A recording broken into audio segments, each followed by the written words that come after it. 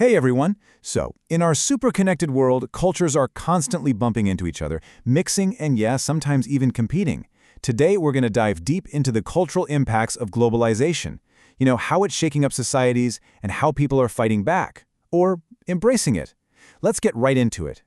Look, our world is basically wired together now by tech and these huge global companies, making everything feel smaller than ever before. But that connection brings up a really big question, and it's the one we're tackling today. How in the world do we handle the clash of cultures that comes with it? We're going to look at all the different ways people and governments are trying to figure this out. Okay, so to get to the heart of that question, we first need to pop the hood and see what's making all this happen. What's the engine that's actually driving this incredible and sometimes chaotic global cultural exchange? Well, it's really a three-part engine. First up, you've got technology. Think about it. Streaming services, social media, they just beam culture across borders in an instant. Second, there's transport. Global shipping is so fast now that cultural products from food to fashion can land on our doorsteps like that. And third, we have the multinational corporations, or MNCs. These are the giant companies that are everywhere, right? They use their massive marketing power to spread consumer culture all over the globe. These three things are just constantly working together, powering the whole system. So, what happens when this engine is just running on all cylinders? Well, the cultural impacts usually fall into one of three big buckets. Culture can spread like wildfire, it can blend into something new, or it can start to fade away. Let's start with the spread of culture. This is when something becomes so popular that it goes global and just gets woven into our daily lives. A perfect example is the Korean wave, or Hallyu. It's brought K-pop, K-dramas, and Korean skincare to pretty much every corner of the planet. Or just look at American media. It's an absolute giant, making up a staggering 1/3 of the entire global entertainment industry. That just shows you how powerful these cultural forces can really be. But culture doesn't just spread, it also gets mixed up. This process is called hybridization, and it's actually the really cool, creative middle ground where local traditions meet global formats and create something totally new. I mean, think about the Ota burger or a satay chicken pizza right here in Singapore. They're delicious proof that blending cultures can lead to some pretty amazing things. but of course, there's a flip side, the dilution of culture. This is what happens when local traditions kind of lose their uniqueness because they're being drowned out by these massive global influences. A really powerful local example is Xin Yao, a genre of Singaporean Mandarin folk music that was basically the soundtrack for a young nation. But by the 90s, it just got overshadowed by international megastars, and we see a similar thing today where global icons are often way more popular with young people than local artists, causing those local cultural roots to kind of fade. And this brings us to a huge tug of war. On one side, the spread of culture gives us this shared global identity, something the younger generation often really gets behind. But on the other side, dilution can mean we lose local traditions, leaving people feeling a bit unrooted. And this can spark some real tension, with older generations pushing to preserve their culture. So faced with this constant push and pull, the world doesn't just sit back and watch, right? It responds. And those responses are all over the place, from a full-on embrace to outright rejection.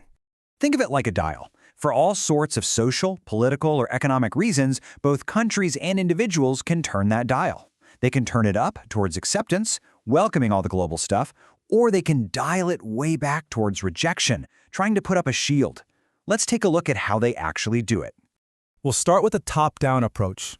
Let's see how countries, the governments, try to manage this massive wave of global culture with their own official strategies.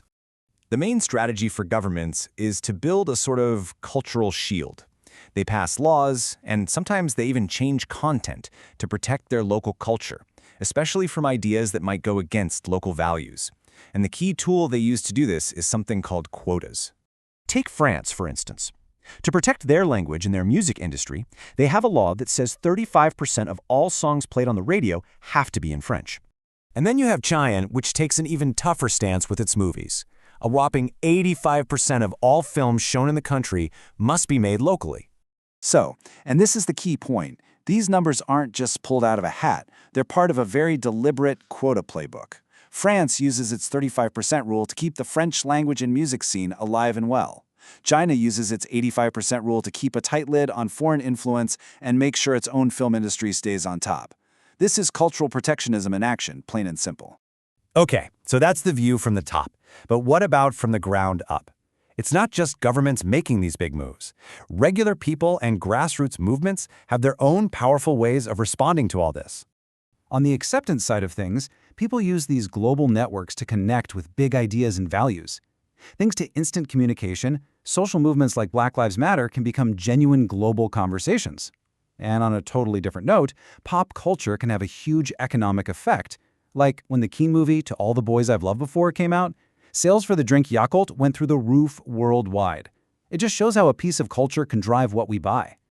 And then, of course, there's rejection, or resistance. This is when people actively push back against foreign culture because they want to protect their own. A really good example is in Japan. Even though Hallyu is massively popular there, some groups have boycotted Korean products because they're afraid that all that influence could threaten and water down their own Japanese culture. So let's wrap this part up. Countries often use official tools like quotas and laws, and they're motivated by protecting national values. Individuals, on the other hand, use methods like social movements and boycotts, and they're usually driven by a desire to stand up for social issues or stop their local culture from being diluted. It's two different sets of players with two totally different playbooks. All right, let's do a super quick-fire recap. Ready? 1. The main impacts are the spread of culture, like Hallyu, versus the dilution of culture, like what we saw with Xinyao.